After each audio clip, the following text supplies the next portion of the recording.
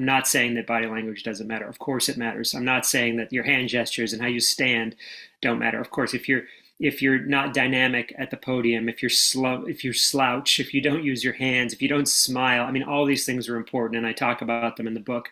But absolutely, I think one of the biggest mistakes that a lot of speakers and leaders in business and elsewhere make is that, focusing so much on all of that that they forget that the primary purpose of the presentation is to deliver a message, a clear, compelling, coherent message. And before you do any of that body language work and how to stand, you've got to get your message right, and you've got to make sure you're saying something of consequence. I mean, we've all heard presentations where the person, they're dynamic, they move about the stage, they're clearly passionate, they're smiling, I mean, they're dynamic, but they're not saying anything.